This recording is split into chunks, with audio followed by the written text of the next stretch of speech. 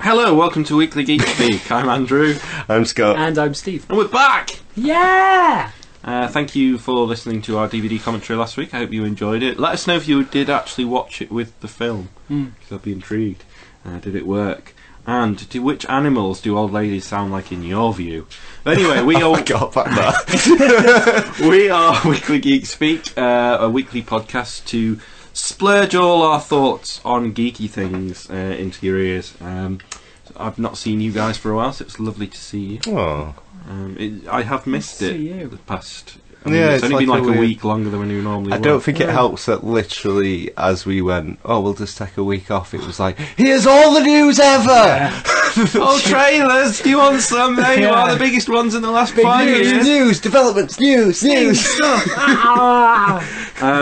Yeah, we are Weekly Geek Speak. You can find us on Twitter at Weekly Geek Speak. We're on Facebook. Give us a like on there. Search Weekly Geek Speak.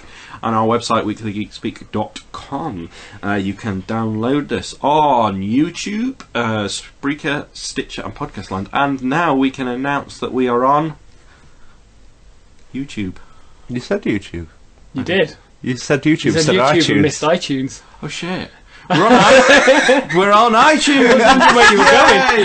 No, but we are on YouTube. You can listen to our whole episodes on there. Scott's done a great job with those, and we've been getting. I've just chucked them up.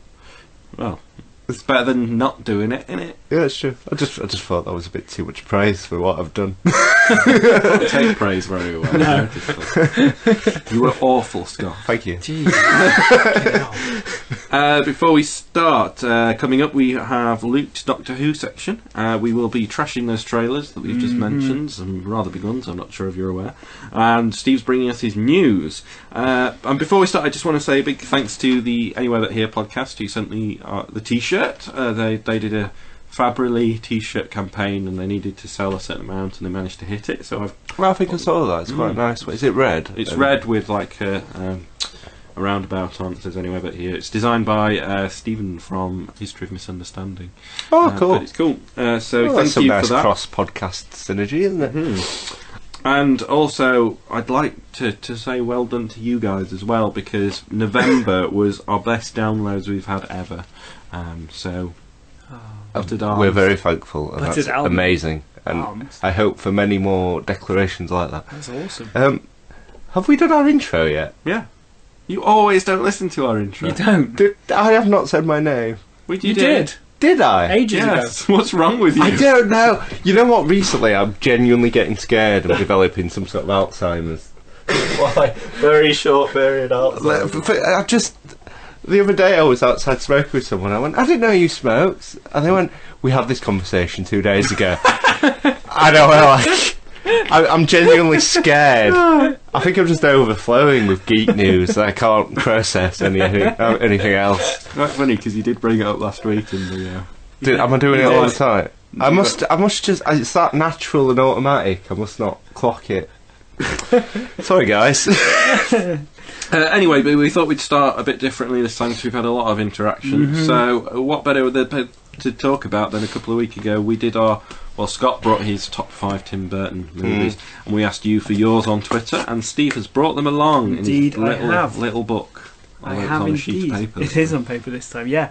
Thanks for all this one. Seemed to light up the Twitter timeline. There were quite a few people who felt they needed to share, so thank you for that. Casa You said that weirdly begrudging. Felt you needed. We want them to share. No, but felt they needed to share their top 5, which was really nice. But the phraseology of it is a bit like they felt weirdly. Don't worry, Steve. He'll bring this up again in 5 minutes. He hasn't already. I'm Steve. When are we doing top 5 Burtons? We just did it. When you listen. It's like that bit in Spaceballs. When will then become now? Then? What then? Yeah, what? Just now.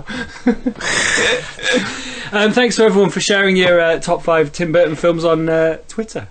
Yeah, thank you. It's good. Yeah. Casamirth podcast at Casamirth. I always liked him in Where Eagles Dare. I didn't get that. I wasn't sure. Is there a joke or is that a thing? I'm not sure. But yeah. If we've missed your very good joke, then sorry. And if it is actually a genuine one, thanks. Oh, have we moved on from top 5 Burton? Calm down, Grandpa. Talking of fives, Fifth Wall Pod at Fifth Wall Pod. Ed Wood, by far my favourite. Second, Batman. Third, Beetlejuice. 4, Mars Attacks, and 5, Pee-wee's Big Adventure. Never seen Pee-wee's Big Adventure. No, that's one we Right, it got some love in here, didn't it? definitely. I love Ed Wood. fair shout. The Baltic Arse, trademarked, at L Ride. Nightmare Before Christmas, Edward Scissorhands, number 2, Batman at number 3, Beetlejuice number 4, and Big Fish at number 5. I wouldn't accept Nightmare Before Christmas. No, and that came up a few times, but I agree, it's not. But then is that Although a bit pedantry? It is pedantry because top 5 Tim Burton films, he still had a hand in it technically. Yeah, But top 10 films directed by Tim Burton's, then you can't have it. does it have to be directed by someone to be theirs? Is the kind of question. If he produced it, conceived it, ran it, made it Did happen. everything but direct it, then yeah, an interesting one. Especially with that film, because he had so much input into it and only couldn't do it for reasons we talked about last Yeah, week. definitely. Or the week before. But fair play. But there's a reason. That's the reason I didn't include it, or else it probably would have been in the top 5. Popular Outcast, at Popular Outcast, Pete Bushpower. Big Fish, Batman, Sweeney Todd, Beetlejuice, and Mars Attacks. Closely followed by a tweet saying, "Shit, I forgot Ed Wood." Good shouts there, yeah. So some good shouts. I'm intrigued. Would he have put it in? What would he have dropped? Yeah, I let us know. know what you would have dropped. Intrigued. Cookie and Screen, at Cookie and Screen. Edward Scissorhands, number 1. Big Fish, second. Batman Returns. Sweeney Todd, and then Franking Weenie. Not counting NBC because that's Selleck. Yeah. Yep. So not counting that before Christmas. Thank you, Weenies. Interesting to see Okay. there. But I'm surprised it's up there, for me honest. But it's charming. Yeah, it's alright. I've not seen it myself. Hulk Laugan at Y2 Stump. Pee-wee's Big Adventure. Batman, Beetlejuice, Mars Attacks, and Nightmare Before Christmas. One Batman Returns, everyone else is Batman. It's about right. Yeah. Because Batman's got that sort of pseudo classical pop cultureness around Yeah. it, whereas Batman Returns is the slightly more maligned, shadowy one, which is the better film, but it doesn't have the cultural resonance, Yeah. does it? Thank you very much for everyone for throwing them at us. We'll be throwing more top 5s to you after we do our next one. I know that lots of you enjoyed doing that. But now we're going to go on to our regular section. Have we done our intro yet? Yes, Okay. don't worry. I'm on top of this stuff, don't worry. Put your pipe back on. Put your pipe back on. Put your pride back. Right, yeah, so our regular section Recommend Decommend, where we talk over films that we've watched in the past few weeks since we've been apart. We bring the best, we bring the worst, we pitch them into the table, and then we vote on each other's to give you a recommend and a decommend. And today we're starting with the hairiest beast in the room, Steve. You know what? That was weirdly suspenseful. It was. Who is the hairiest We're all beast? hairy. You are definitely the hairiest. Yeah, I like go to on. think of him more as Hairy Jeremy, the college years. Yeah. Okay. Sounds like some I weird. like to think of Harry Jeremy, Sounds like the indecisive you. sounds like some weird sitcom. What's your favourite film this past few weeks, Steve? So it's going to be the new Evil Dead. Evil Dead. Yeah. The rebooted What, a Evil Dead. rebooted one. Tell me about it, Steve. It's the we were all a bit worried about the rebooted version because obviously Andrew, it's one of your favourites or your favourite, and it kind of blew us away a little bit. It was a really nice retelling, modern take on the old film. They were going to the cabin to take his sister because she was on a drug rehab program. They were going there to look after her. Shit starts getting weird. They blame it on the drugs, and then for those that know the story of Evil Dead, it follows the story of the Evil Dead and the book, and it's just really, really well done.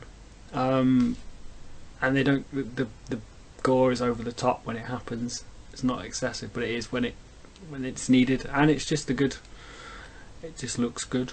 I think it's gloriously over the top. Did you say it followed the book?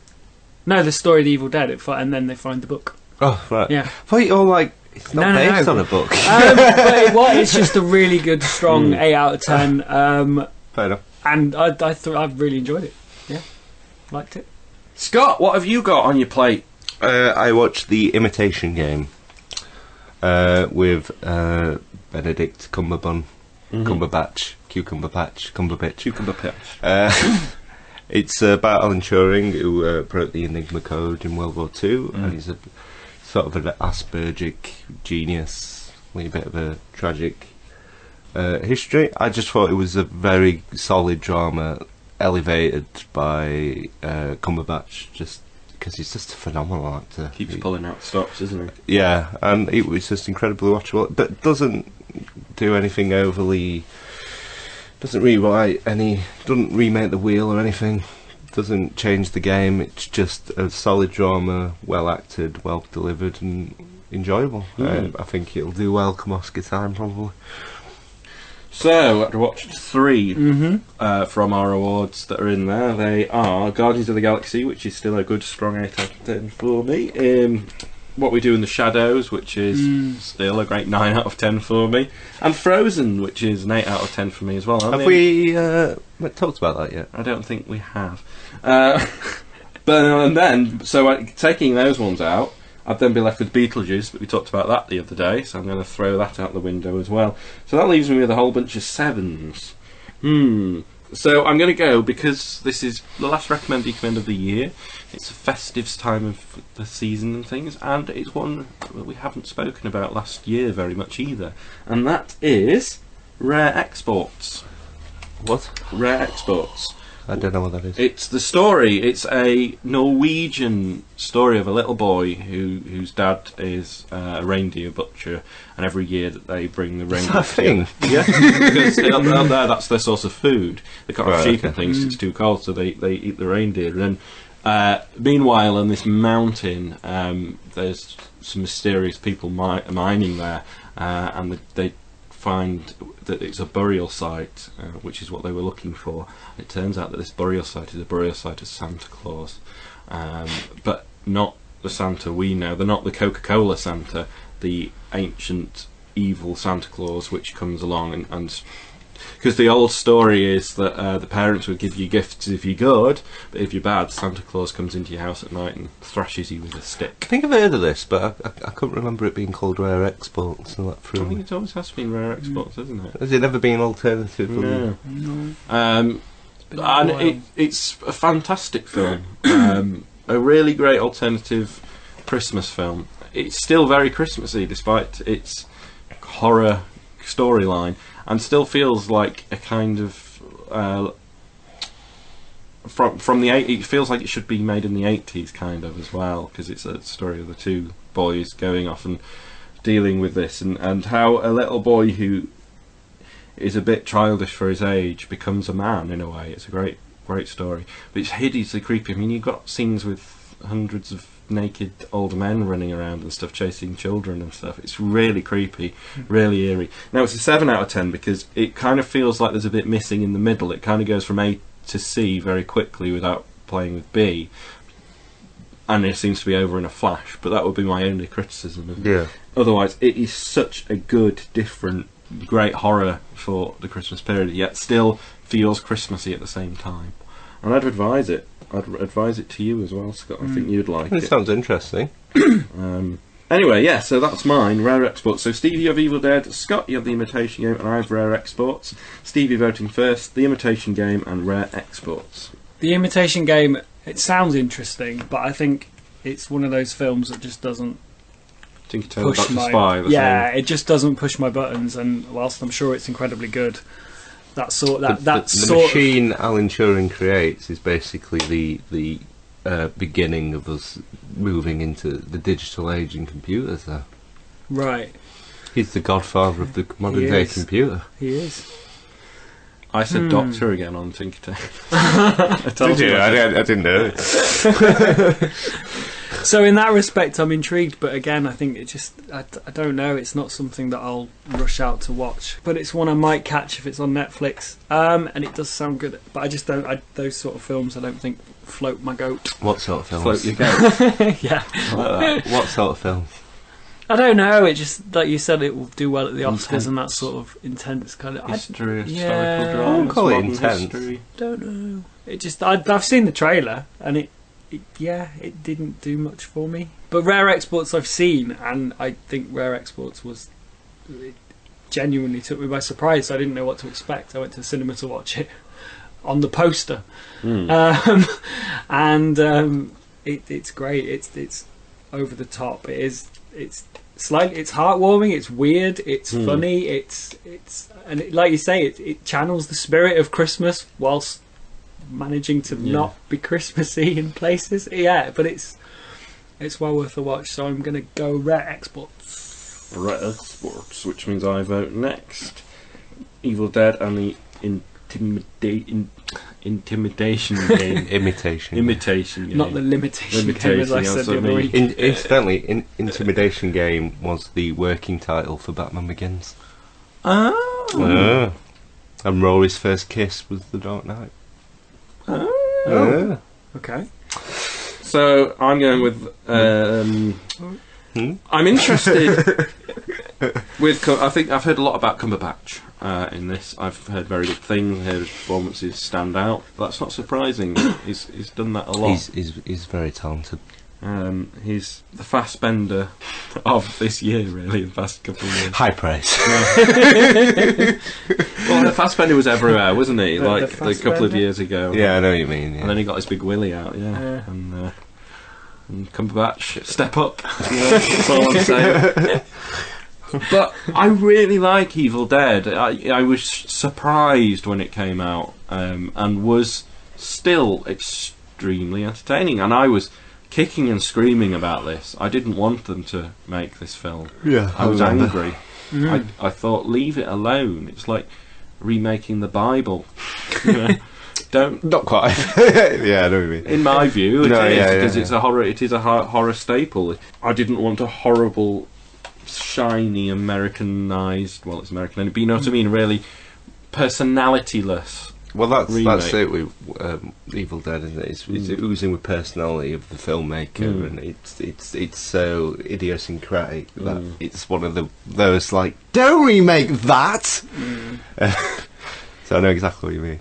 So I have to go with Evil Dead because it was such an impressive film. I think it was my favourite horror film last year in 2013, and I really didn't expect it to be.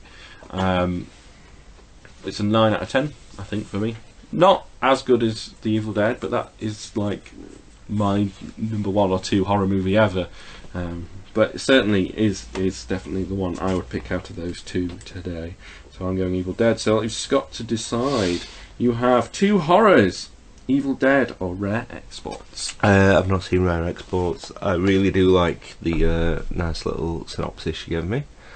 It's definitely piqued my interest a bit, and I will definitely seek that out. But we saw The Evil Dead together. Like Andrew, I was very wary because the Evil Dead films are my favourite horror films, and I couldn't see how it could work. I don't think I was as blown away as maybe Andrew was, but I thought it was very solid at the very least, and made it its like own thing. Whilst it was very reverent, but I had no interest in trying to copy anything. I don't know if that makes sense. And it produced as solid and watchable and cool and horror film as I've seen for a few years now, and justified its existence, which I thought was an uphill struggle in of itself. So I'll say Evil Dead.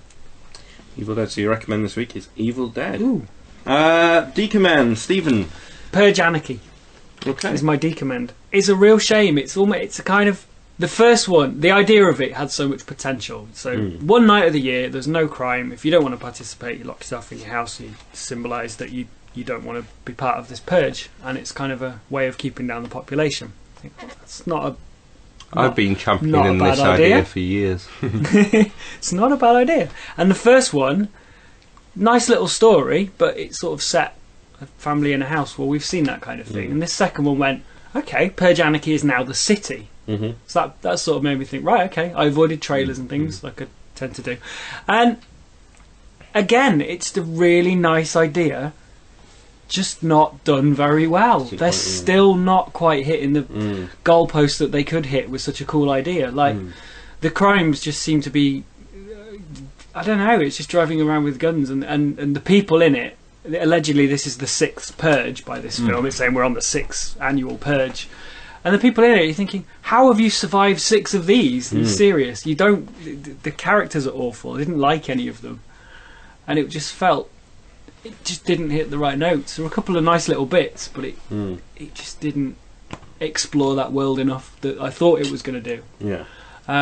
Which was a massive letdown. So it was a 5-6, which I don't know what I expected, but I wanted to be more entertained by it, not dislike all the characters and think, oh, this is it just falls flat into this generic we're trying to escape, which is a real shame. But I know they're doing another one, so you never know. They might hit the note with the 3rd one. We'll see. Scott, next. You know what? Yesterday, when I realised we were recording today and we'd have to do this, I was like, oh no, I've only seen 2 films. And thus was my desperation to not want to decommend this. I was going to watch In Between Us 2. I planned on it, and then I ended up sleeping instead. So really regretfully, it's Paddington. Oh, I know. He does look terrifying, though. I think he looks scary. Really, really charming family film. It's just funny and daft and forgettable and watchable. And it's kind of been a weird sort of sleeper hit in that I did not see it coming, and it's done really well. And half the people in the cinema aren't even children. But I really liked it. It's a short, forgettable thing, but it's quirky, it's funny, it's daft. And so its only crime is being slightly forgettable, really. I wouldn't even say it's forgettable. It's just not anything to parade around saying it's amazing. But it's just a solid family film, no more, no less. You know, I thought it's quirky and sweet. I didn't want to recommend it. No. So Paddington. I'm struggling a bit too, Steve. I am going to go with Snowpiercer. Oh, wow. Okay.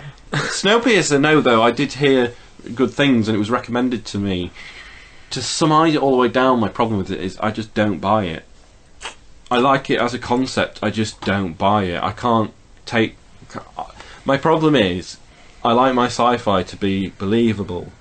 And I'm not talking about believable from this point. It's got to inhabit a world which I believe in, you know?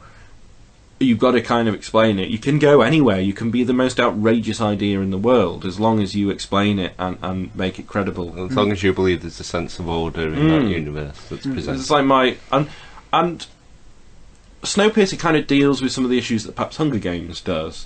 Poverty in a future, poverty and rich, they disparage you on, but you're on a big train, so at the front you've got the rich people, at the back you've got the poor people, and the back people rebel and fight their way up the train, basically, is the story. The thing is, I don't buy the layout of the train. No. It shows you a lot of like, oh, this is the nightclub cart, this is the school cart, this is... Where are they sleeping?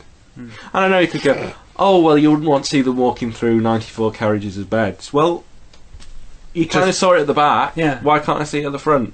Like, I know it's meant to be kind of metaphorical, it's supposed to be this, that and the other, but yeah, do it a bit better, though. I'm sure there's a way you could do it better. And it's also, it's like a kind of the Raidy kind of thing. You can definitely feel a Korean influence from the director in there. That's good. There's some great sequences, some great scenes. There's some really exciting moments. Tilda Swinton plays a fantastic character as kind of a Yorkshire horrible, abhorrent, rich woman. She's terrifying in that yellow jacket. She's just... Ooh. But it's just the fact that I don't really like what they did with the concept. Not the concept itself, just how they showed it. It's still a very watchable film. It's some very interesting points. I just got hung up on one or two things, which made me not enjoy it as much as I possibly could. So it's a 6 out of 10. And a kind of reluctant decommend, but it was definitely the one I had most qualms with over the past 3 weeks. Sorry, Steve, I'm trying to remember what yours was. His was Purge Anarchy. Purge Anarchy. I'm honestly scared, guys. And I'm Steve. do you Do you ever get this? Yeah. So I'm not dying. It's not the beginning of deterioration. Steve, you're voting first. Paddington or Snowpiercer? Paddington is one that I've heard various people who are into various different genres and types of films who have all come together. It seems to have united for... No, I'm not laughing at you. I just had a weird flashback of being at a football game and I was behind someone and someone looked at the menu in front of me and went, "Can I have a various pie, please?"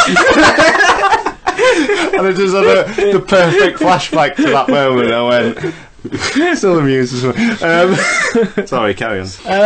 But yeah, Paddington just seems to have been one of those films that seems to have reached out to a lot of different film audiences. Changing the word varies. Thank you. Different film audiences. A lot of different pies. Yeah, a lot of different crust. And I don't know. I read Paul Krytoff's review of it. He rated it very, very highly. Yeah. And now you've brought it, so you can't decline it. I really want to see it. I really liked it. Whereas I'd agree with Andrew. It's a decommend, but it's not a oh god, it's rubbish. It's a watch it, but Do you think if you'd have watched it without any praise, being conscious? No, because I'd only really had it praised from one person, and they're normally a very good judge, and it wasn't like, this isn't good. It was just me getting stuck on my little sci-fi things. I like things a certain way, and it bugged me. It just niggled at me a little bit. Fair enough. The action sequence are good, there's some great characters, it's just, it doesn't quite hit the mark for me. And I love my sci-fi. In a year with such strong sci-fi, it just didn't hit the mark. No, and it's like you say, it's a nice concept, and the idea of it's similar to Hunger Games on a train, and it's got that That's feel not like it off completely. No, but it's got that divide of all the different districts and divides. I know, and, I was just winding you up. I know you were. I'm just ignoring it and going plowing on. There's a various pies menu at the end of this. I want to finish. Come on. But yeah, I like you say. You've thrown me. The train carriage levels are really nice, and there's some great sequences. It just doesn't quite need more beds. It's not believable. Yeah, it's not. It's not believable, and they're just on this train, and it doesn't quite. Yeah, and I'd heard too much praise for it. I've heard loads of praise. It came out ages and ages, quite a while ago, and we've only just got it, so it's one of those. Disappointment.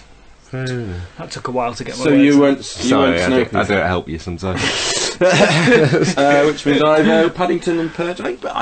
Paddington's looks scary. He looks a bit freaky. He's got a lovely hat.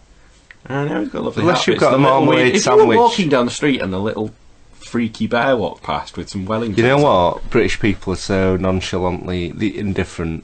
They're like, oh, look, a bear. We don't care, and I believe that. I think that's how we'd be.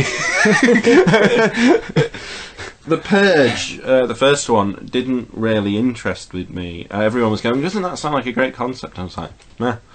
I never saw it, I never have, and then the Purge Anarchy's come out. I think Popular Outcast gave it a 8 or 9 out of 10. So I've been hearing mixed things.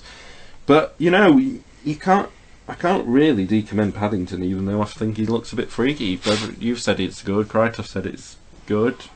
So I guess I have to go Purge Anarchy. Which means Scott, again, has the deciding vote. Purge Anarchy or Snowpeter? I said Snowpenis. Snowpenis. I thought you said Snowpeter, and I was like a torpedo. Not what you were thinking. Do you see how I skirt us into danger and attack us off? Like a train on the track. I've heard very mixed. I've not seen either. I've heard very mixed things about Purge Anarchy.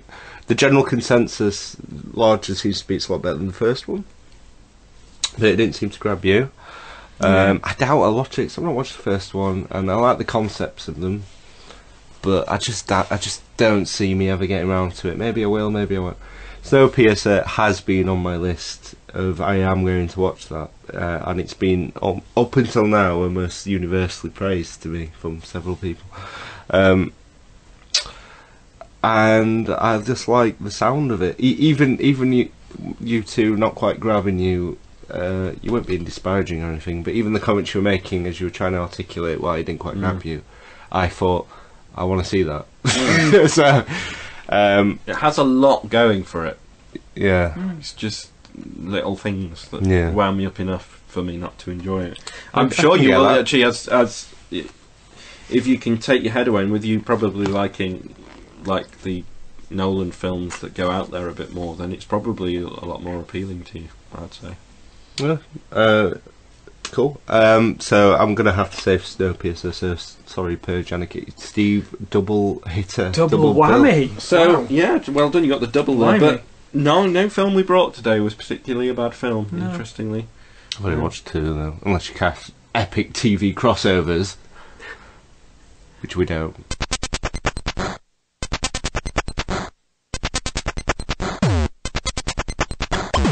Money on my mind. Do it for the news. It's time for the news. Lots and lots and lots of news. This, as we said, it's been a while. So there's been a backlog, and I hope I've yes. Ryan Reynolds is returning to play Deadpool in 2016 in a standalone spin-off movie. He tweeted a pic of the Deadpool mask made out of bullets and just the words, "It's Jimmy Changa time." Tim Miller, who did a short film called Rockfish, is set to direct, and Rhett Reese and Paul Wernick of Zombieland have penned the screenplay. I've seen all over that he's confirmed, and I've seen those tweets, and I got very excited because he's perfect, and that short test he footage. He is perfect, isn't he? He is perfect, streaming. And that test footage, it was so perfect. I want all those people doing it, yeah. But I've not actually seen directly where it's been confirmed. Yeah, is it just I know. because he put Chimichanga time? Because that doesn't confirm anything. No. He put the tweet up, and then it was later confirmed Right, by. okay. So that was him That was him teasing. teasing, and Yeah. people going, "Is he? Isn't he?" And then they went, "Yeah, he is." He had to. Yeah. And I think even though he's been in quite a few sort of comic booky, geeky films, he's yet to have that breakout. Yeah. Good. He's got a bit of a bad record, so I think he needs this. But everyone saw how good he was in Origins as Wade Wilson. Oh yeah, and that It's perfect. 10 minutes. Yeah. So I'm glad it's very rare that in that situation that someone would get another shot, and he has. Yeah. Good. Which is brilliant. So, very good news. It is very good news. We have the full cast of Suicide Squad, and they have been confirmed with Jared Leto as the Joker, Margot Robbie as Harley Quinn, Will Smith as Deadshot, Tom Hardy as Rick Flag, Jai Courtney as Boomerang, and Cara Delevingne as Enchantress. I know. They're all now confirmed. My only issue is with Dead Smith. He's just Dead. He becomes too much. He's just Will Smith. I am Will Smith. Look at me. Look at me. I've. You know, sometimes you can't get your head away from the actor. You only ever see that, and I think that's his fault, not It's mine. because of Fresh Prince of Bel-Air. Yeah, it probably is, but he always just seems like, oh, Will Smith's in a Will Smithy role. He's being Will Smith again. I don't want Will Deadshot. Smith. He's calling himself Ali. It's just I like Deadshot as a character. I think he's really interesting and a great, like, what's he called? His name's escaping me. I've told you I've got Alzheimer's. It is Floyd Lawton. Floyd Lawton. Yeah, I find him an interesting character. So hopefully he can shake that for me and be good. But will he get enough screen time? I don't know. Yeah. There's a lot going on there. I'm hoping they're not just elbowing everyone in to have, like, oh, we're introducing everyone in Batman vs Superman. We're introducing all the bad guys in this one. It's very exciting, the concept of them actually making this film. I just have a few reservations, that's all. I think Margot Robbie definitely looks the part for Harley Quinn. I've not seen her act, but yeah. Tom Hardy's been very good in everything. It's interesting him after something such a big role as Bane, for him to actually be another DC villain. And then Jai Courtney, Bit strange. Boomerang. Works. He's Australian. Yeah. I think Jared. sorry. Go on, sorry. I think it's a very strong ensemble cast, and I think if you're going to do something like this, because this hasn't really been done, it does in comic book film, you need to really sell the idea, because the whole concept kind of, can bad people do good things, and there's a lot of grey involved, so there has to be degrees of villainy, which is why it's quite good the Joker's in it, as long as he's not one of the team, because he's kind of the sort of personification of Right. ultimate evil, isn't he? But everyone else will be grey to some degree. And in most Suicide Squad things I've watched, seen, read, Deadshot kind of comes out of it as the sort of cool anti-hero leader. He's Right. like one of the lighter of the greys. Okay. So I think having Will Smith in there, because he is charismatic. I do see Andrew's points, but he is quite charismatic. I think that can help it in a way, and it's quite a strong ensemble. I mean, Tom Hardy as Rick Flag's kind of a weird coup, like, if you know what I mean. Yeah. And I'm looking forward to it incredible amounts. I think Jared Leto will be good. He seems very method, and he'll do it different, and it'll be interesting. It's all execution scripts. It's like a tide with me at the moment. At one minute, the tide's coming in, I'm all excited and thinking this is the greatest thing ever happened, and then it's going out because I'm having reservations because I really don't want it to stumble on its first few steps. It needs to be. I'm terrified it will. Well, that's it. Because being too aware of how south it can go, those doubts creep in. But I'm very excited, and if it's half as good as it can be, it'd be brilliant. Because all the pieces are there for something really cool. Definitely. And it's also different. Yeah. Which they get accused of trying to copy Marvel and all this. It's different. I like it. Yeah, we got a few tweets. At Say Yeah Flash, Simon Robertson said, "Well, let's hope Will Smith trips and falls badly over Christmas, possibly over his and his wife's ego." His children are children. yeah. Oh. Crazy kids. I get the trepidation over Will Smith, but he's got enough in his toolkit to pull off this quite well, and that's all I care about really. Popular Outcast. Personally, think it's a cast with a lot of promise. Script and direction will be the deciding factor on quality, which is what you've just said. Yeah. Richard Lawrence at Bill Owl. So it's Jared Leto as the Joker. Think outside of the crazy Marvel juggernaut, this is the film I'm most excited for. Jared Leto is a very, very, very good charismatic actor. And as I said only a few weeks ago, Dallas Buyers Club, he's just a standout in that. Do you know what I think is amazing? Because I vividly remember Heath Ledger being announced as the Joker, and the hysteria over dramatic fanboys online, and how much everyone U-turned. And because of how amazing that performance is, and because he died, and because a lot of trepidation of how soon it is, how quiet this announcement of a new Joker has been weird but refreshing, because it's almost like a resigned, yeah, we need him back, and yeah, that's fine. But then we also had a ridiculous overreaction to the announcement of Ben Affleck. So Maybe everyone's just catching the breath and they don't have the energy, but they're running out. But again, a picture of that quietens down, and then the trailer, I expect everyone to be like, well, I defended him all along. Or did you? Yeah. I remember that differently. And Bex at Arbitrary Genius says, I didn't really think it would hit me like that, but I'm genuinely excited. Yeah, I think it's one to look out for. A lot of people on board with it, definitely. Robert Orci is no longer replacing J.J. Abrams to direct Star Trek 3. Paramount is looking to use Edgar Wright. It's unclear why he left, but the film's still going to be released in 2016. I can't imagine it. It's a bit of a fan-wishy thing, isn't it? But it'd be super cool, because I don't want him doing it. So we're glad when I read that news. Do you think he could kind of work with Simon Pegg to try and make that character a little bit more bearable? Hopefully.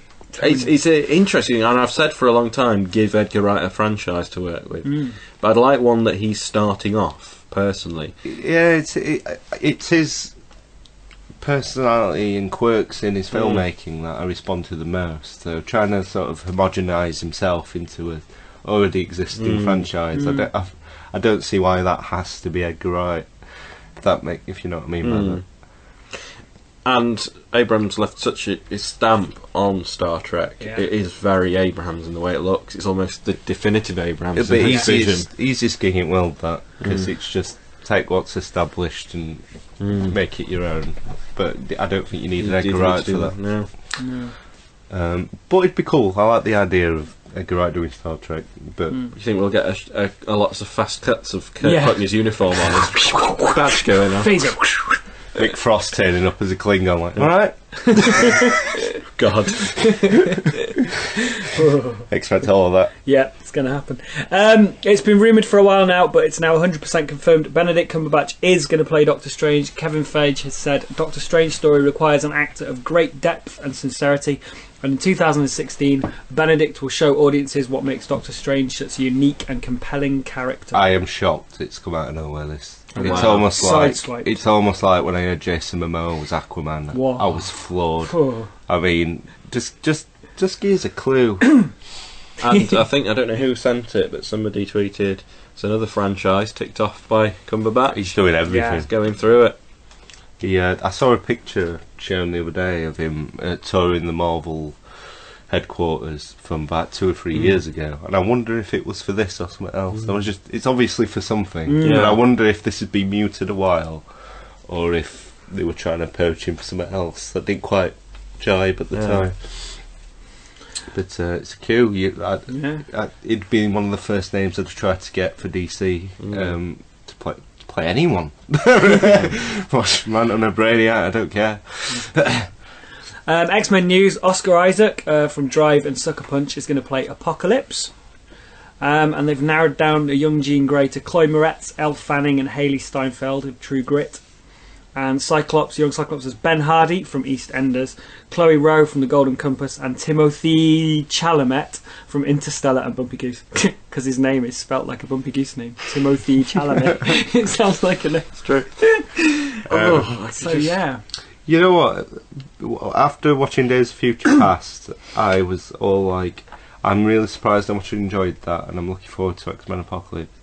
But then after 82 films from DC and Marvel were released, and Star Wars has started talking, and everything's happening in the world, suddenly I couldn't give 5 fucks. No, I said as soon as I'd seen Days of Future Past, I don't think it's as good as people are making out. I think it's fine, but it seemed everyone was running around about it. I've got no energy for X-Men anymore. I think First Class was okay. I think Days of Future Past is exactly the same as it. I'll watch it, but there's not much in me. It feels like dead horse flogging. It's almost like that, and X-Men and Spider-Man are becoming nice placeholder superhero films, and then like that'll kill some time while I'm waiting for Avengers 2 or Batman vs Superman. Which is, they should never be like that. They should be something to genuinely look forward to. Something sad about it as well, that you just want Fox to let them go. You want Sony to let it go. I know they never will, no. But that's why it's so sad. It feels like that now. It didn't 5 years ago. But you just think, how good would it be if Spider-Man could go into the Marvel Universe now? If we could introduce a Spider-Man into it. If X-Men, by some miracle, were given back, and it would just be like, give it back to the source. In fairness with X-Men, I always like the idea of that being a different universe. You think it overcomplicates it too much? A bit, yeah, because it's a bit like, why is not everyone just a mutant? Like in the Avengers sort of. That's fair enough, but I still feel we've been kind of had a veil pulled across our eyes with First Class and Days of Future Past. I don't think it's improved anything. I think I said at the time, it's the body's dead, but they found a way of sort of almost Frankenstein-like way getting it back up and moving, which is cool to see, and it's better. But at the end of the day, it died. But I like Days of Future Past. I just can't get up. With everything that's going on, it's so low on my priorities. Definitely. I couldn't give a fuck. The Lego Batman movie will see Will Arnett back to voice the Caped Crusader, and Phil Lord has told Empire Magazine, rest assured it's going to cover every era of Batman filmmaking. There have been so many interpretations. I mean, there are 40 origin stories alone, so there's lots to play with. And the film will be out in 2017. I find that really exciting. It's good. Very exciting. By the geeks, for the geeks, it feels. Yeah, definitely. Yeah, do something only a Lego Batman film can do, and that's something only that can do. Definitely, so that would be brilliant. Seth Rogen and Evan Goldberg, as we mentioned past few months, are working on a TV adaptation of Preacher, and AMC have finally ordered a pilot episode. They're happy with all the stuff, and they've said in a joint statement, Preacher has been our favourite comic since it first came out. Garth Ennis is one of our idols, and it's an incredible honour to be working on this. We promise we won't make too many dick jokes to ruin it. I think you've been paraphrasing, they actually said, Preacher's been our favourite comic book since we got this commission. And they've told us to take some dick jokes out of it. No, I actually believe them. I think they are trying to be quite sincere. But they're not the names you automatically want associated, are they? No, but there is a lot of humour in Preacher. Of course, yeah. And they already have shown that they're not afraid of pushing boundaries now. I mean, this whole interview thing, which I haven't really been paying attention to, but it shows that Seth Rogen's not afraid to push some buttons, and you need to push some buttons in Preacher. It's very important that you do to get the story across. My feelings haven't changed since we talked about it 6 months ago, or whenever it was announced that he was working on it. I hope to God that they stick to the material. I hope that they don't make some horrible mess of it, because it's probably one of the most dearest properties to me when it comes to comic books. But I can't do anything. I'm just going to have to wait and see and hope that it's good. I don't think it's going to be bad. I don't think it's going to be good. I'm just sitting here. Yeah, it's weird though, because the great thing about TV is it gives it room to breathe. But the bad thing is it's too easy to add filler and to go in your own direction. And then that's not always inherently bad, and so these weird minefields that you're trying to so it could go any which way. But on surface, I'm excited. Until they ruin it, I'm excited. Yeah. So we should be getting a pilot soon. Michelle McLaren of Breaking Bad, the director, has signed on to direct the Wonder Woman movie. Zack Snyder is set to produce, and Jason Fuchs, however you say his name, F-U-C-H-S. Fuchs. Yeah, I wanted to say Fuchs, but Jason Fuchs, who did Pan, is going to write the script. That's fine. It seems a bit gimmicky, like we need a woman director to do a woman. But just get the best person for the job. I don't care if they're man, woman, for any job. A woman can direct a man can direct a woman. But it seems a bit like, oh, Wonder Woman, it's got to be a woman. It's got to have this feminist through line. But if she's the best person for the job, which it sounds like she probably is, great. I mean, Breaking Bad looks, I've always, the direction. It's not enough women directors. Are good. And no, there's not. At all. Breaking Bad does look good, so. So I'm glad, but why couldn't you give her Aquaman? Why do you have to lump her with Wonder Woman? Did she want to do Wonder Woman, or is it because she's a woman, so you want to put the women together? Do you know what I mean? Yeah. That's where we're coming from. No, completely. Just get the best person for the job. Yeah. Well, that was my news, but I thought I'd leave a little gap because I thought I'm guaranteed to have missed something, unless you guys. You missed Bond. Yeah, go for it. I did. James Bond 24 is shaping up to be quite an impressive. It's called Spectre, which is a name that'll mean something to you if you've been watching. And Christopher Waltz is in it.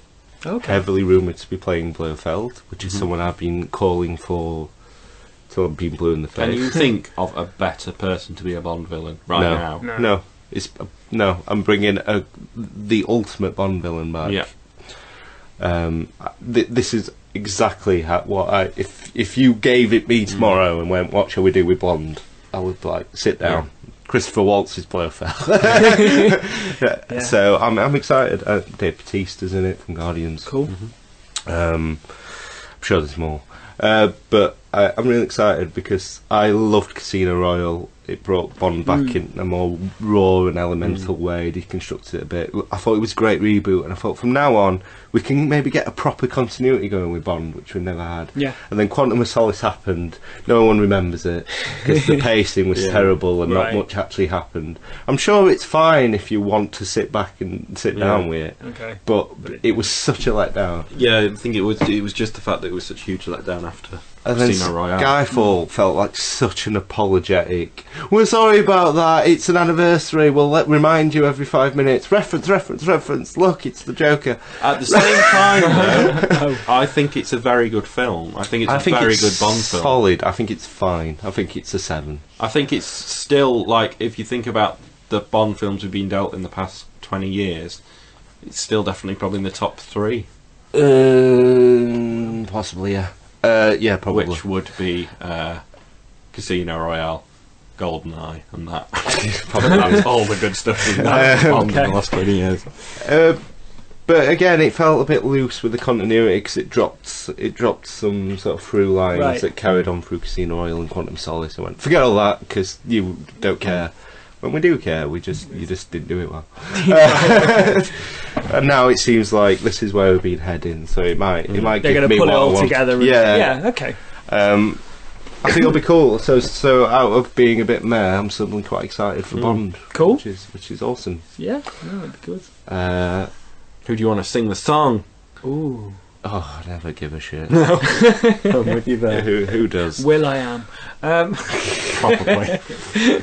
But yeah, I want a James Bond rap. Why can't we have a rap? Yeah. Madonna tried. Die! I think that was them resuscitating her. That's she was trying to sing. What a terrible film.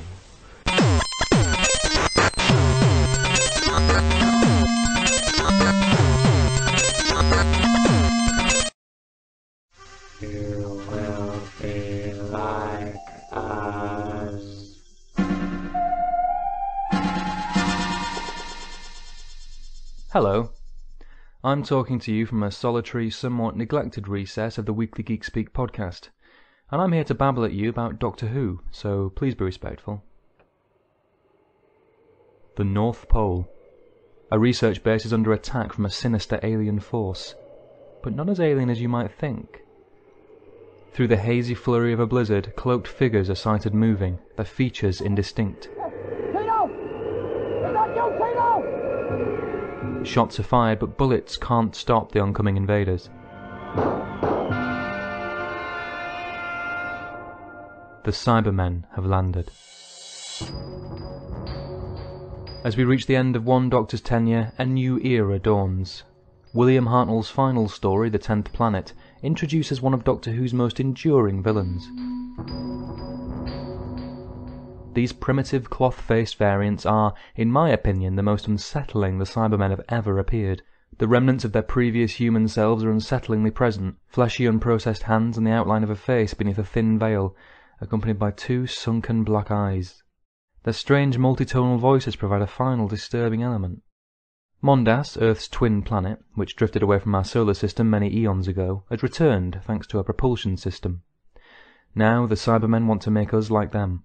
You must come and live with us. But we cannot live with you. You're different. You've got no feelings. Feelings? I do not understand that word. Emotions, love, pride, hate, fear.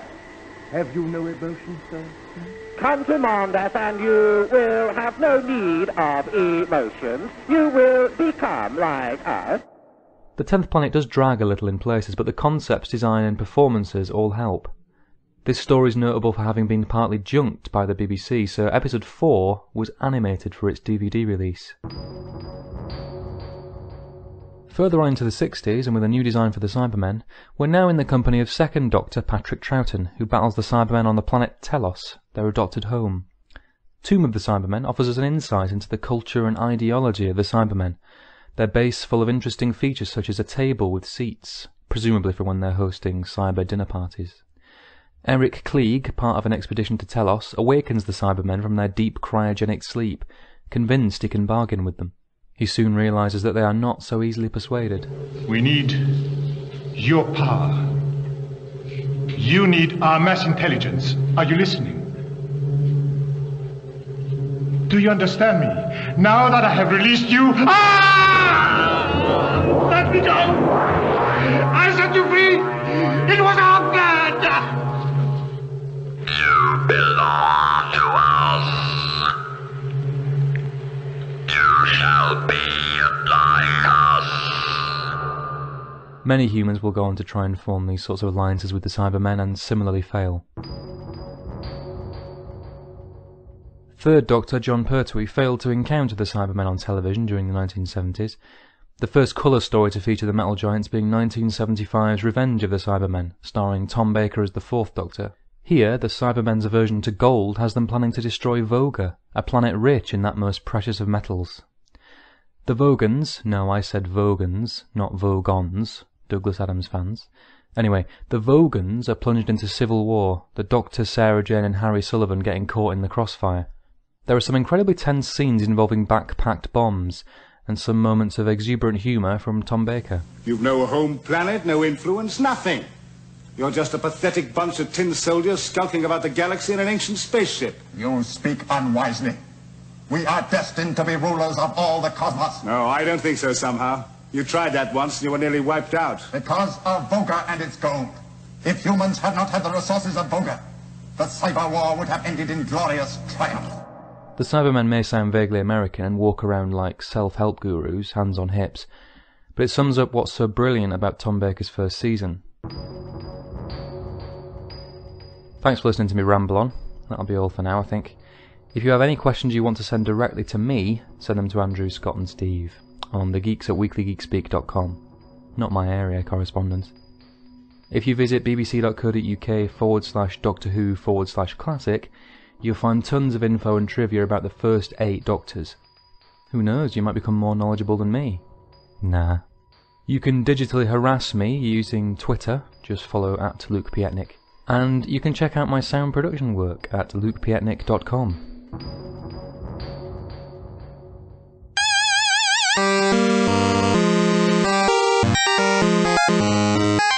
Well, we had a few weeks off, and it just so happens in the few weeks we've had off, all the trailers appeared. All the important ones, the biggest ones for franchises that we love over years.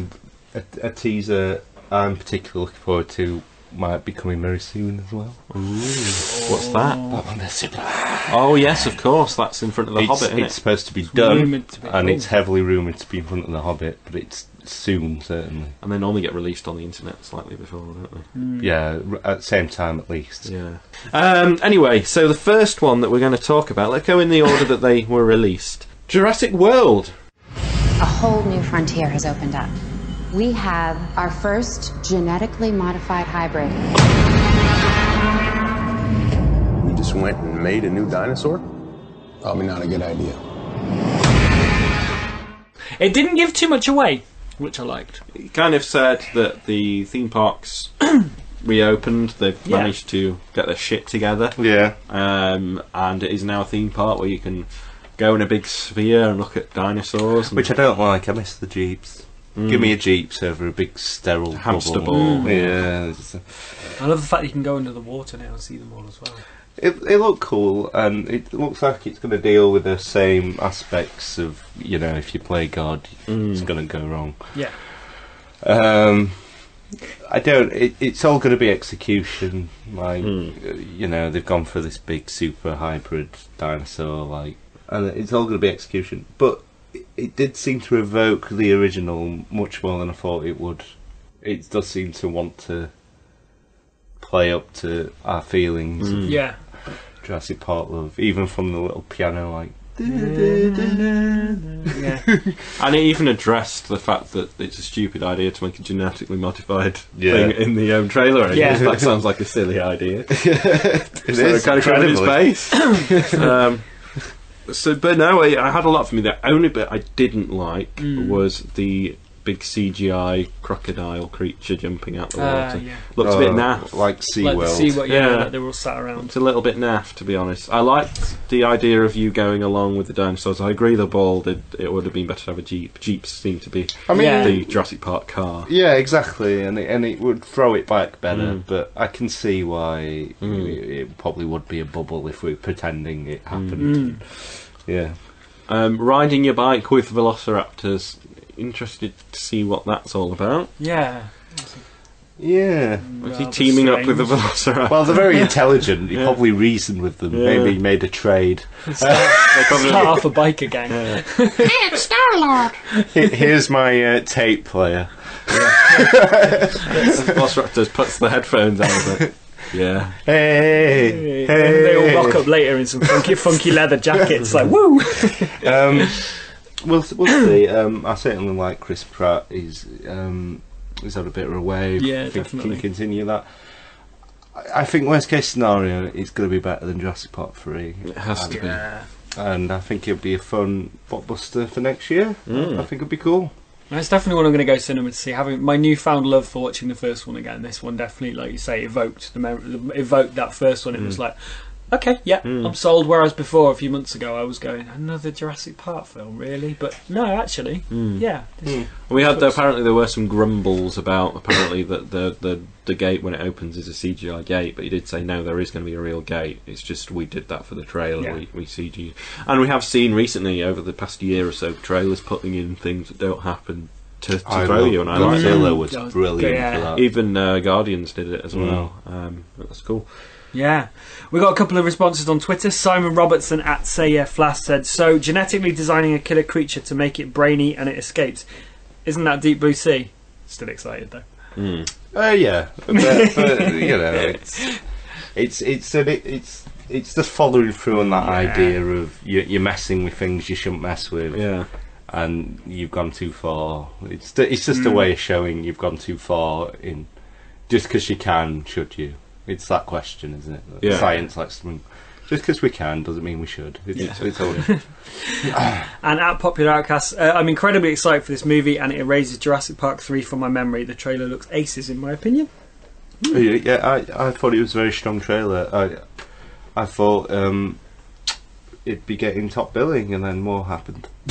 More did happen, and we got the Star Wars trailer. Oh, that came out, did it?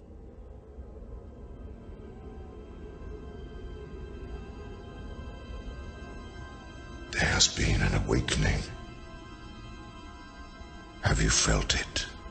I've not watched the trailer so many times. I cannot express the joy images can bring. I know. And I think it's because we got served a big platter of poop for 3 films. We thought it was dead, and actually a lot of what was shown there felt like Star Wars for me. But isn't it amazing now? Like you hear things, and you know there's one coming. You know there's a set. They're reigniting it. You know they've cast this. You followed set pictures, but it's still this weird intangible until you see something, anything, and then suddenly it's like, shit, this is real. You always get that moment, don't you? Yeah. So I was waiting around my laptop, waiting for it to come online at any minute.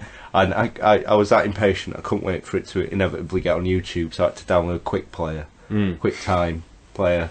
Which, incidentally, does anyone use that? No. It's awful. It's the Internet Explorer of the media player world. It's horrible. It's like, really?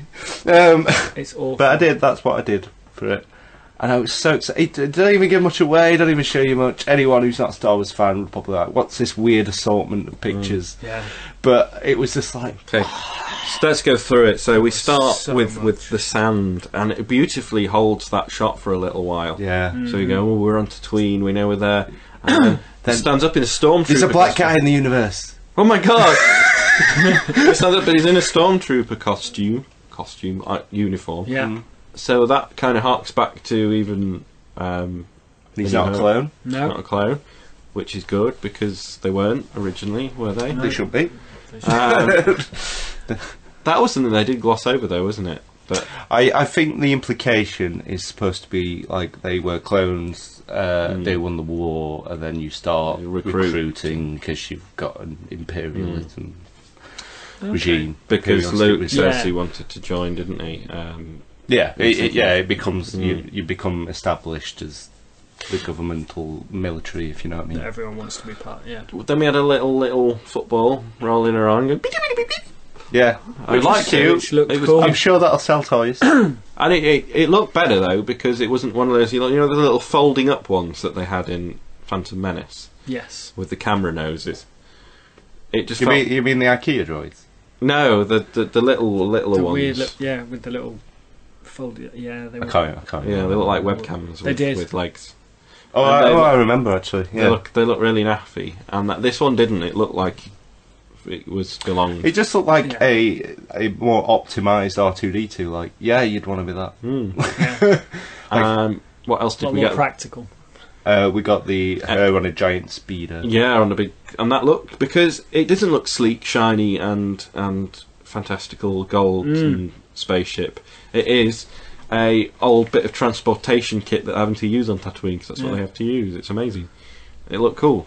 The sort of shadowy flickers of stormtroopers being transported to an obvious battle zone. In the shot where she's on that bike as well, I think of Tatooine, there's the washing machine that he built, that Anakin built in the first one. There's a shot of that just silhouetted out in the background. I didn't pick up on that. Yeah. And then, of course, the moment. With the shadowy figure in a dark hood, looking Sith-like. And then he has a lightsaber. Vroom. But it doesn't stop there, Steve. Oh no, it doesn't. Oh no, it doesn't. What does it do? Two more on the sides. Learning from that hand chopping off incident, didn't they? Yeah, I don't care if that's wildly impractical. It's awesome. I'll fight anyone on that. I've not thought of it like that. Learning from the hand chopping, yeah. Protecting, I like it. Yeah, but you could also, if you twirled it, would you would cut your own hand off. Yeah. It'd be one of. It'd be like it'll keep touching. Like, oh, I better not. I've also seen it photoshopped, so there's more, and it looks like an antenna, which makes me laugh. Yeah. Did you see the George Lucas version of the trailer? Yeah, really funny. Yeah. Really funny. And then Millennium Falcon. Yeah.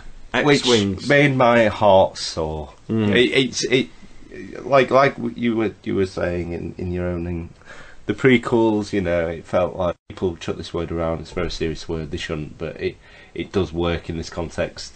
It felt like George Lucas was raping his own property, and we had to suffer the prequels. We were suffering them, kind of going, well, I guess it's Star Wars. Yeah, this horrible, reluctant acceptance. And we're still a bit hungover from it, to the point where, yeah, they're bringing Star Wars back. Yeah, it's going to be interesting, new directors. Yeah, cool, I'll look forward to that. But it were more a sort of, I'm intrigued, and I know I'll watch it. A resigned sigh, but also... Again, like Jurassic Park, they can't do worse than what we loved last. No, more just like acceptance of it rather than anything. But then that just hit home of, I should be excited. I should want this. I should be...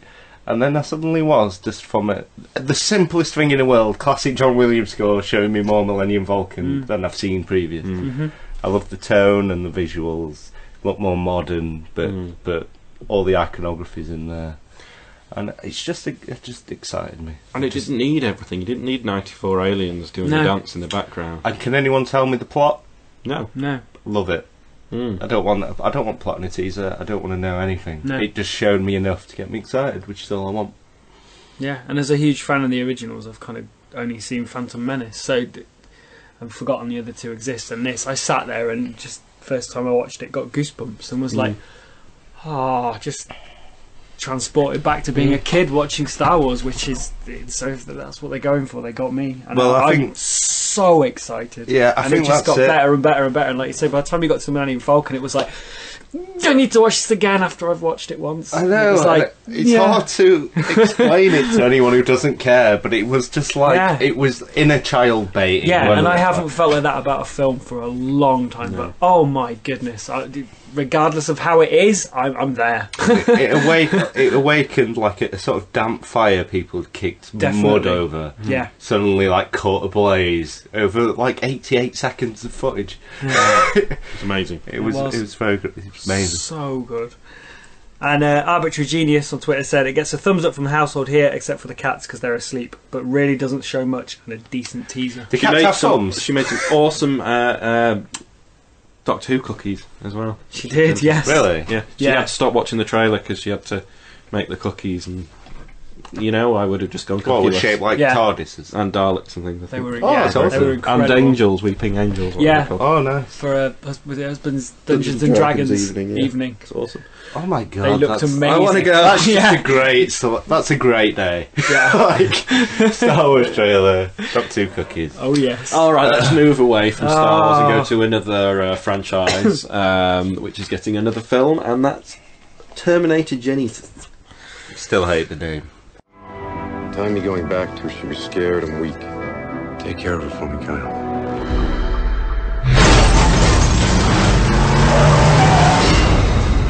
Come with me if you want to live. Yeah, okay, I'll let you two talk about that. It played almost like a best of. Yeah. Yes. It was a bit like, right, what do they like? They like the first one. They like the T-1000. They bloody like Kyle Reese going back in time trying to save Sarah Connor. We'll have that. Yeah. What did they like in the second one? They bloody loved the Liquid Terminator. That yeah, T1 part, they bloody loved it. Oh, yeah. They loved Arnie trying to protect them. We'll do that again. Let's get him. What did they love in the third one? They liked a slightly older Arnie. Let's get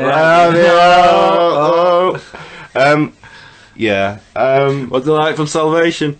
Doesn't matter. Let's that ended. We'll have an ending.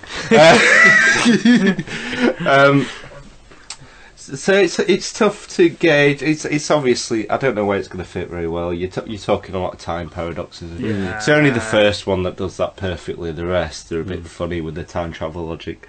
But this looks like it might take that and run with it a bit. You know what? I thought it looked interesting. I'd much rather see more present day Terminator versus Terminator shit than the war that I always liked the idea of in my mind, but as soon as they tried showing it me, it went awfully south, awfully quick. So let's get it back to what it was. Let's not mess about. And it's obviously a bit of a timey-wimey reboot, load of bollocks. But you know what? I saw enough imagery that evoked a time I loved Terminator, and part of me went, I've seen nothing to really excite me, but at the same time I've seen more Terminator than I feel like I have since T2, in terms of feeling like a Terminator thing. So I was on board in a weird way after. It does feel like they screwed up that with the Sarah Connor Chronicles. Yeah. Oh yeah. And they'd screwed them all into a big ball and then thrown it at your face. Because a lot of the actors look like TV actors to me. It just it looks very cheap. It looks like they're just trying to hark back to what made us happy, as he said. And I can just about suspend my disbelief to pretend like Edward Furlong becomes Christian Bale or whatever. But now trying to pretend, is it Sarah Chalk? Is Linda Hamilton? I know. She's not. So it's like watching a Hamlet production. I'm just gonna have to pretend different people play these guys. Now. Isn't the girl from Game of Thrones? I don't know. But if you're gonna piss around with all your characters that much, why should we care if it's Arnie or not? Yeah. Yeah. Do you know what I mean? Like, makes sense. Yeah. But we'll see. I'll give it a chance. I saw enough to intrigue me. I didn't really, but I'll probably see it. I'm a bit of a sucker for Terminator though, deep down. I hide it because I've been burnt in the last couple, but when push comes to shove, if it's a Terminator film, I'm watching it. So Unfortunately, me too. Yeah. So no, I liked the first two. Didn't see 3. Salvation was a bag of shite, and this didn't do anything for me. It was like, oh look, you've gone. I'll be back. Brilliant. And she's saying, "Come with me if you want to live." Great. Yeah, you did that already. And I know that's meant but it didn't do anything for me at all. Unfortunately, I went. No, that was really crap. I think it suffered from being a bit middly. I just went, It's a bit. Are you a reboot or a continuation? Because you look like a reboot with Arnie in it. Yeah, it's like you can't make your mind up. It almost looked like a TV pilot for. Do you remember that Terminator film? Well, here's some like shiny people that you'll know, and let's do a TV show, which might work better. I probably. You know, if you rebooted it as a TV show, proper AMC and style, made it episodic, fine. I feel like it worked.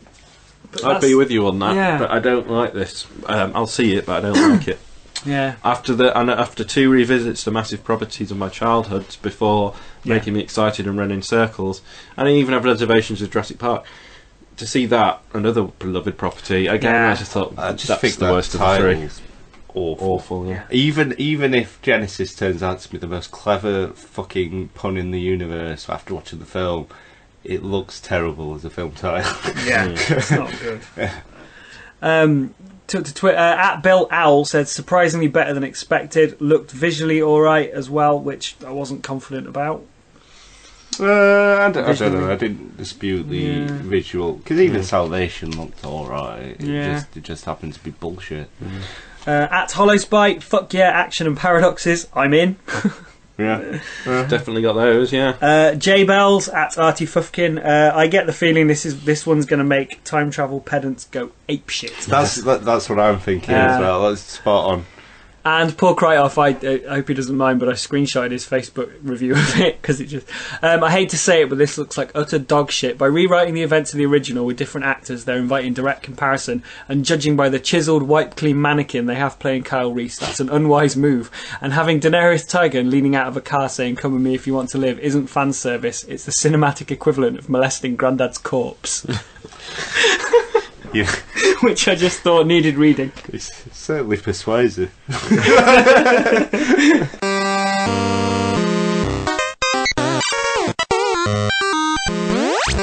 It is time for the Bumpy Goose Book. The Bumpy Goose Book is a series of stories I wrote when I was a child with my sister. They're scary stories, influenced by the Goosebumps stories. And Scott likes to laugh at them, and Steve loves to do his voices. I don't laugh at them. I laugh with them. And you hurt the soul of the child inside. I just think they're incredibly charming and sweet, and there's a childlike daftness to them which gets to me. This may turn out to be the last one of the year.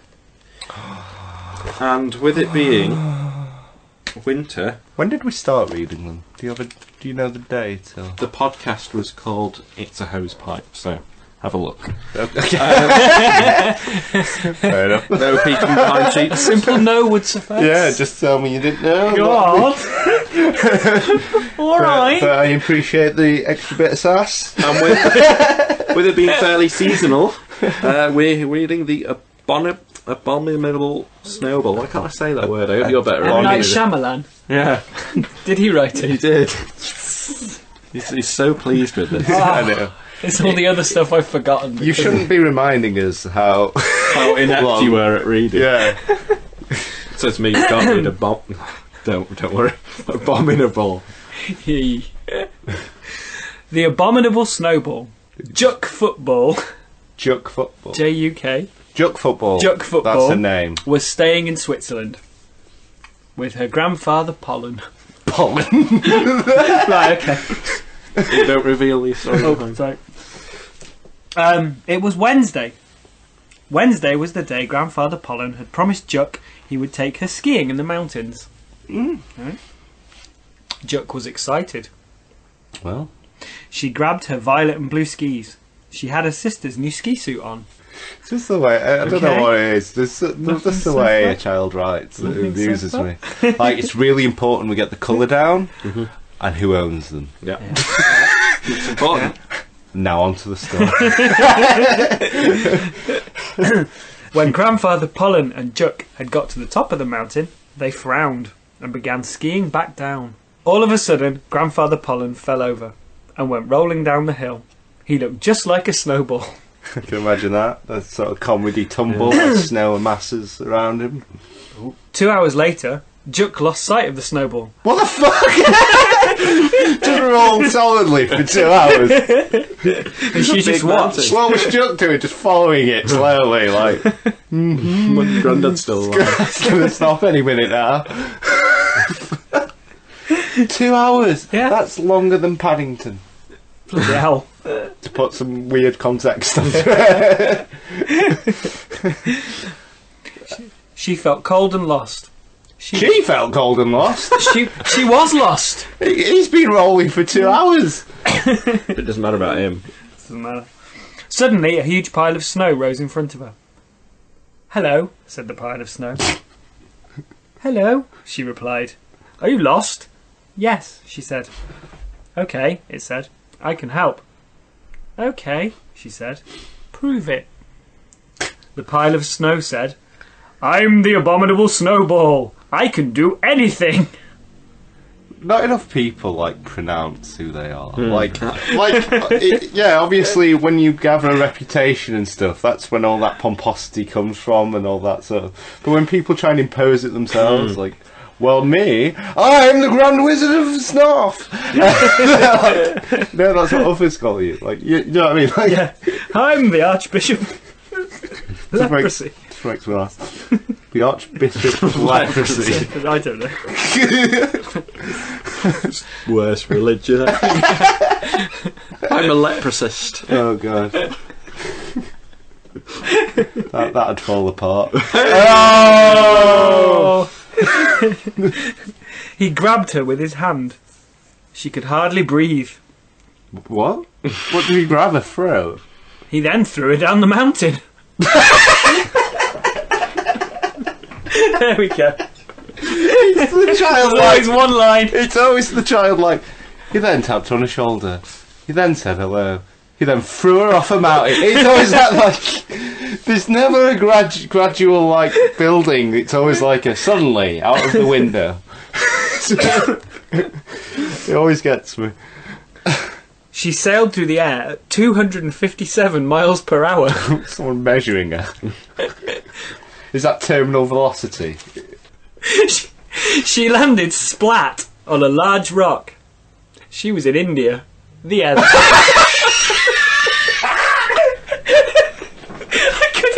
What do you mean? I thought I got the wrong one and turned the wrong page. She was in India. She was in India. She was in India. But she was in Switzerland. She got thrown that far. 257 miles an hour. Oh, He God. proved it. He bloody proved it. Oh, my God. Was the snowball just her granddad that she'd could let be. roll for 2 hours and Okay, were like, get fuck revenge. this bitch. Or is he still dead? Is he still out there? This might still be out there, frozen forever. But she's trying to find a way She back was from in India. Oh, God. Well, Oh. Merry Christmas, everyone. Yeah, Merry Christmas, one and all. Right. What time is it, Steve? It's time for This Week The Geeks Have Spoken. Thank you kindly for all your tweets, interactions, reviews, and thoughts, opinions, etc. And your various pies. etc. and your various pies. did we do the intro? And I'm Steve.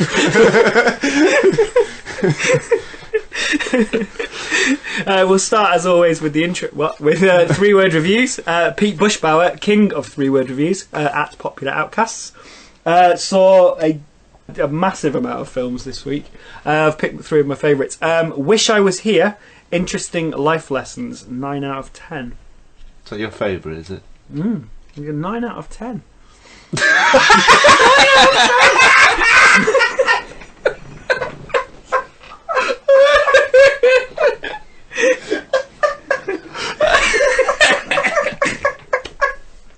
That's his favourite number. That's why I think it. Doesn't matter if it wasn't witty or clever, as long as it said 9 out of 10. It was the highest. Here's Popular Outcast highest rated 3-word review. Because that's the bit we're interested in of the review. That's the point. I was stalling because I wanted to get... You were waiting. Yes. 9 out of 10. Oh, that tickled me. It's your favourite, fair enough. It's my favourite because it's the new one written and directed by Zach Braff. Okay. So okay. I was a bit like, okay, no, because Garden State. It was the one you bit... found most interesting. Yeah. Right. I was. Okay. Yes. 9 out of 10. I thought you said was that his favourite, which is no, why I said 9 out of 10. You said it was your favourite. I just played it. Oh God! But yeah, it's written and directed by Zach Braff about a guy who finds himself at a crossroads in his life. Okay. And I heard about it and was a bit okay. Zach Braff again. Garden State was a bit self-indulgent, but yeah, I liked Garden State. I've not seen. Is it The Last Kiss? The one was that him? Rachel might have her face on I'm not the sure. No, but yeah, Dumb and Dumber 2, pointless, weak retread, 5 out of 10. I'm not overly surprised. It's a shame, but it's a shame, but I'm not surprised. Yeah, I've not heard good things, which is unfortunate. Is it out actually? I'm not sure. 19th. 19th of this month. December. Cool. I'll still go and see it. I will. And Sunshine. While we're on the subject of sci-fi in the podcast, Boyle's brilliant sci-fi, 8 out of 10. Been meaning to watch that for the longest time. Me too. I've Actually, never watched it. I just never quite get around to it, and I have no doubt I'd like it. I just need to make myself, because I like Danny Boyle. I can't make myself watch it. For well, I think with the sci-fi resurgence, might have to dig it out. Maybe that could be one we could watch together. Maybe. And we review. could have a bit of sunshine in our lives. bring me sunshine. Richard Lawrence at Bill Owl saw Horrible Bosses 2. Not one laugh. 3 out of 10. Again, not surprised at all. First one was horrible. And then saw 22 Jump Street and said, can't stop laughing. 8 out of 10. A lot of people seem really on board with that. I liked the first one, but everyone seems to be loving this second one like it's on a whole other level. So I might.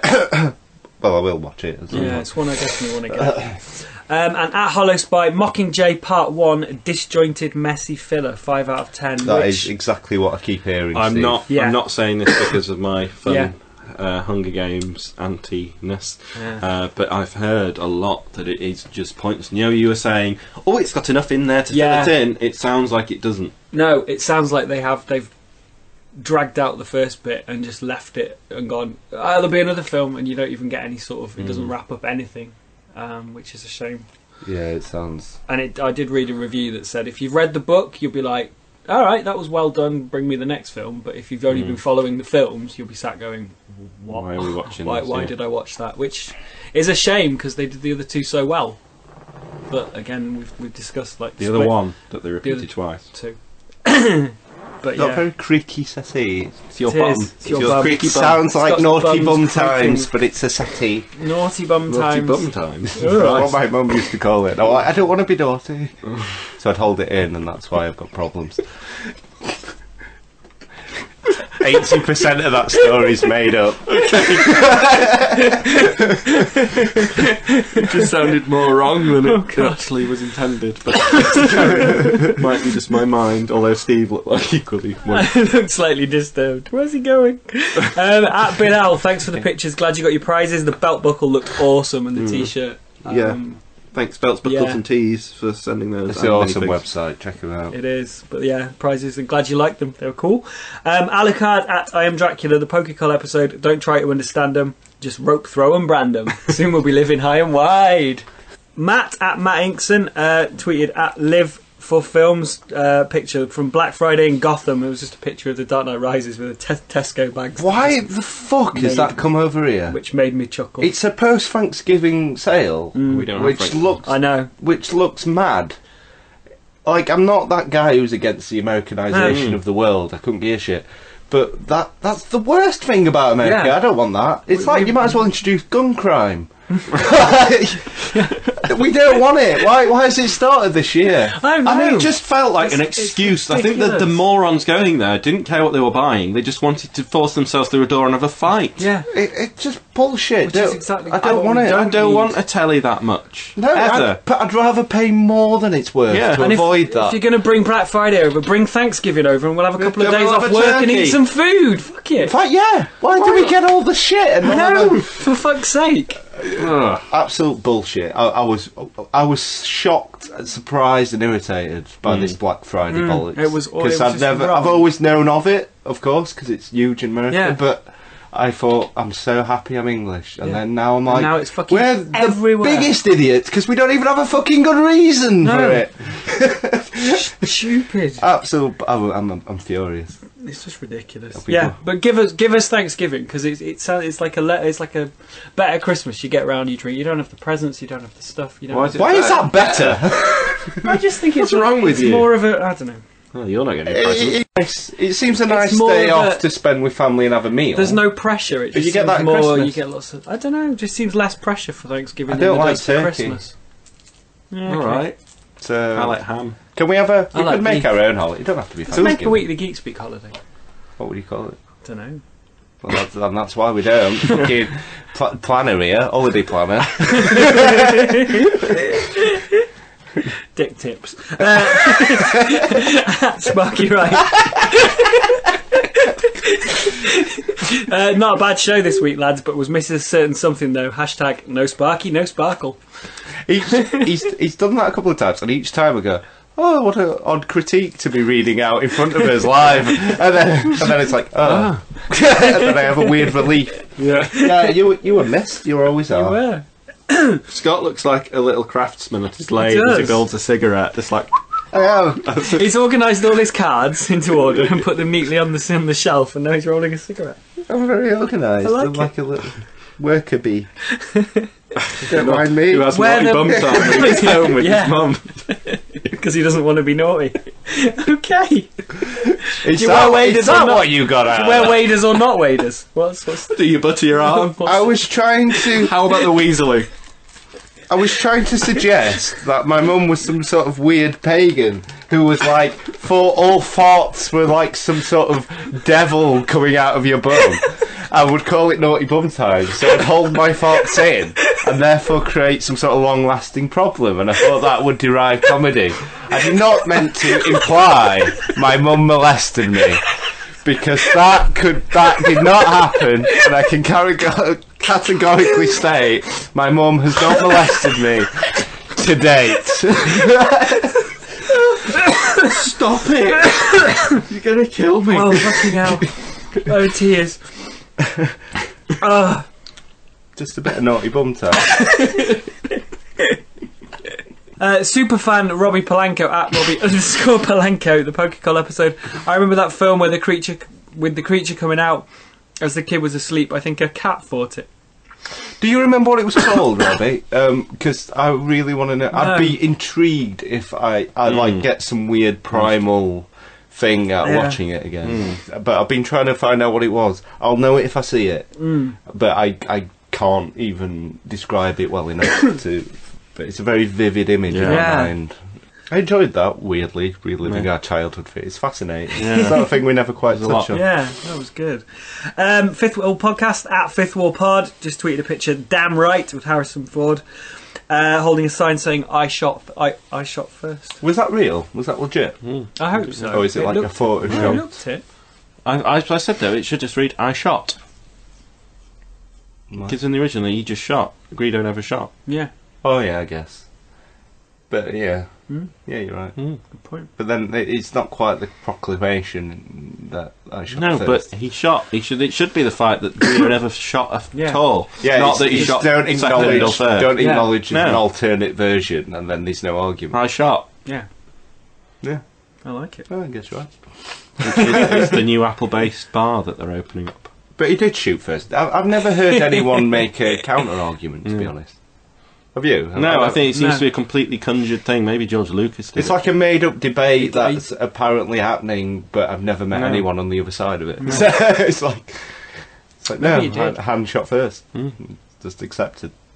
We asked you about your PlayStation 1 games because the PlayStation is 20... That can't be Years. right. 20 years old. Or was it Is it 20? 20 or 25? Well, 94, is it? 94, Oh, yeah, 20 years, yeah. 20 years. 20 years old, and Mark Vesey at Kram That's purely because I feel that old. That seemed not enough time. That's why I was going 20. Even though it's like most of my age. So like, I can't be that much old. That's a quarter of my life. At Kram Yesev, Metal Gear Solid 1 probably. And at I Am Dracula, Res Evil, the director's cut. Yeah, this was the what do you think's the ultimate game for the PlayStation? Final Fantasy 7. Yeah. Or 8. 7. You see, I never had a PlayStation, so I only went round to play it at my mate's house, and it would be Destruction Derby 2 for me. I enjoyed that. I enjoyed that. Great smash, grab, kind of idiotic racing game.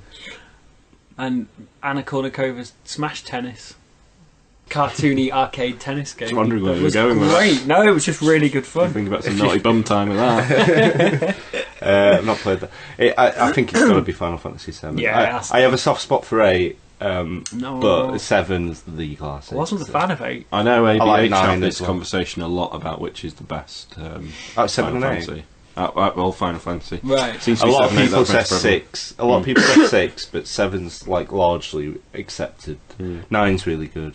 8's almost overlooked, but I loved 8. I think it just caught me at the perfect time. Yeah, okay. And 10 onwards, I think I played 12, but it's something I need to get back into. 13 was too linear. 13 was just like a straight line, and I know someone that played it and got 9-10 hours in and said, I've not even done anything yet. They changed the mechanics a bit, Yeah. so you don't go into a battle. No, you can just have a... I'd have to relearn. Yeah, and it's not. But you can still play 7, 8, 9 Yeah. and love it. I'm playing through 7 again. I found out you can get it on the PS3. They really need an HD remake. They do. People are crying out for it. I mean, the world would go crazy for it. Just do it. Free Get money. on it. get on it. What's your favourite PS1 game? Let us know. The score we spoke about a couple of weeks ago. At J Bells, at Artie Fufkin said his favourite score is the Fight Club score. It complemented Fincher's vision wonderfully, whilst also being a great listen on its own. Yeah, it's a good one. It's a good shout. Can't recall it. Sing it for me. I don't know. Oh, there you go. It's catchy. Doo-doo. Stuff. Robbie Palenko, Batman and Batman Returns are also my favourite. I can still watch them today and I enjoy them. Best Catwoman ever.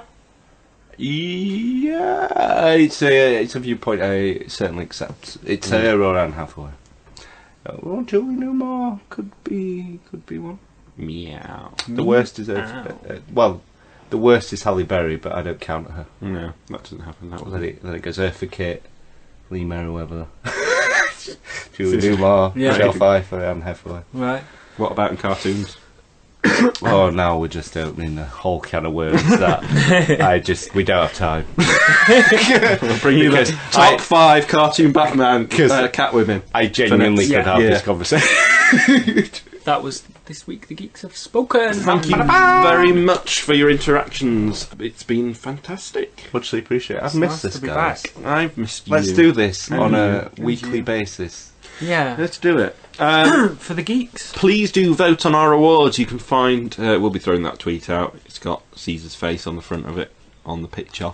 Not leading at all. But yeah, please do... You think that's like some sort of subtle advertising? Is it like a campaigning? Should it be like the 3 contenders for Best Picture? Or do you I thought think I'd put a game of matters? TV and the film because it kind of covers... I think it's completely irrelevant. Sometimes I almost like obnoxiously need to create a discussion or debate when there is one. When we're trying to wrap up a show. Yeah. Please do vote on our awards. You can follow us at Twitter. Please do that. Please do interact. Answer any of the questions we're throwing out or any of the ones we do throw out on Twitter. We love your interaction. If you've been listening a while and you haven't interacted before, please do. We'd love to hear from you. And if you do constantly interact, we love you so much. Thank you very much. We are constantly discovering reviews we didn't know we had. We found some on Stitcher, didn't we? And they're always lovely and they're always 5 stars, so keep that up. Yeah. And we will be back next week where we will be doing something which I have forgotten. If you want to get in touch, Twitter or Facebook, or if you want a lengthier one, email. Oh, I remember what it was. It's Clash of the Titans. We'll be clashing some Titans together. Cool. Subscribe on iTunes, YouTube. Subscribe, review, talk, listen. You do all that. We'll sit over here. Yeah. Cool. Right, and we'll meet back here next week. Cool. And then everyone's happy.